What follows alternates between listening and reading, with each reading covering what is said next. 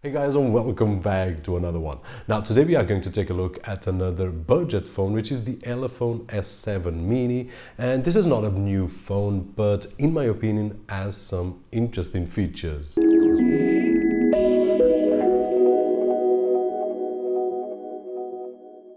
And we are back, and even before we start with this quick overview on the Elephone S7 Mini, let me just mention what I believe to be the most interesting features on this particular phone, starting with the price point of this phone at the moment of the recording, the overall design and the screen. And that's about it, which in my opinion is not bad at all in terms of nice features for a budget phone. Now that being said, let's start with our very quick unboxing experience as usual here on the channel. And as you guys can see on screen, just for a few seconds I'll show you some images of the unboxing, which is nothing special. Now moving to the specifications of this phone, this is an entry-level phone running the MediaTek 6737 SoC, 2 GB of RAM and 32 GB of flash storage with Android 6.0 on a 5.2-inch IPS panel with a 1080 resolution, which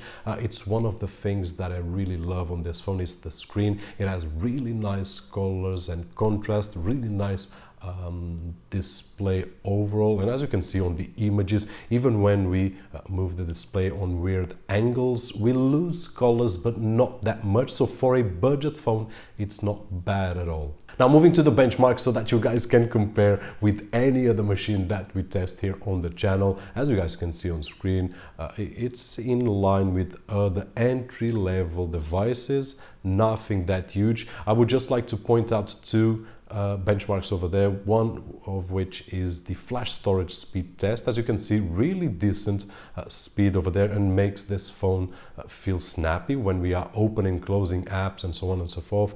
But the Wi-Fi on the other hand, it's a bit poor. As you guys know, here on the office I've got a really good, well, on my home I've got a really good Wi-Fi coverage, and we only got roughly 20 to 25 megabits per second of downloads, and that will be good to stream services like Netflix and so on and so forth, or even low bitrate files at 1080 from our local network. But once we get higher bitrate files, and I did test out with Kodi and Plex, as you guys can see on screen, and high bitrate files, the phone will not be able to transfer from the Wi-Fi connection. So that's the weakest point that I found, was the Wi-Fi connection, and the strongest one was the flash storage, which is actually really nice. Now moving to the design, which is one of the other points that I've mentioned on the beginning of this video. As you guys can see on screen, this phone is, in my opinion of course, and this is really subjective, it's really beautiful. Now it's well constructed, the design is well achieved. Now you can say that this is a wannabe copy of some phones with edges like the Samsung S7 and S8 and so on and so forth, but these days it's difficult to get a phone that it's not similar to something else that already exists on the market, so that's something that I really don't care. Now moving on, as you guys can see on the images, it has a metal frame all around, really well constructed. Now in terms of durability, I'm not sure how the back cover will handle, or even the metal frame. Only with time I can tell that, but in terms of construction, it really looks strong. It has the round edges on the back and on the front, and let me say that at the front it looks really nice, but these are fake edges. When we put the finger on the edges, the touch is not the same. So it's well done in terms of design, but in terms of functionality, don't expect that it will not work as similar phones with the edges. Now the back, as I said, it's made of a really nice metallic frame with some really nice color contrast, but it has one downside, which is a fingerprint magnet. As you guys can see, if you want to have your phone always clean, you have to carry around a cloth. Now in terms of performance, what I can say is that for any casual user that is going to use the phone as a phone, it will be fine. The phone is snappy, it works great. Don't forget that the Wi-Fi is not that strong, so in terms of media consumption, high bitrate files will be difficult to pass on, but overall the performance is more than acceptable for the price point that it has. Now, don't expect any miracles, and I did test out with a few games, and what I can say is that the Asphalt 8 Airborne, which is one of the games that I do test out on every single device, feels a bit sluggish, and hopefully you can see on screen the frame rate is not what we are used to. So expect in high demanding games some lower frames per second on the experience, which is nothing wrong if we use the phone like a phone, but if we consume a lot of games and similar situations, then the experience is not that good. Also, in terms of sound, as you guys can hear. Hey guys, and welcome back to another video, and today we are going to take a look at this beast of a NAS right over here. This is the Asus Star 6404, and you guys that follow the channel know that I've been using network attached storage solutions for about 10 years now, and I've got almost all of them. So as you could hear, the volume is not bad at all, but in terms of audio, it is a bit flat. So my suggestion for this particular phone is either to use some speakers or headphones, either Bluetooth or through the 3.5mm jack.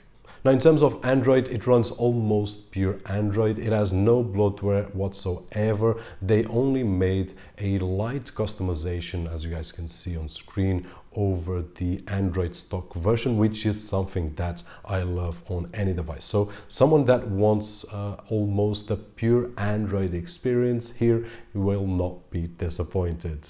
Now, moving to the camera of the phone, which is something that people ask a lot. This particular phone has a 13 megapixel camera on the back and a 5 megapixel on the front facing camera. And guys, my opinion is mixed right over here. Let me start by saying that the picture quality in good light conditions is actually better than I was expecting. And as you guys can see on screen, I took a few images, and I will also leave a link down below with some examples so that you can download and check it out for yourself and compare with other machines, of course. But this is my opinion regarding the picture quality, which during daylight is more than acceptable for the type of phone that it is.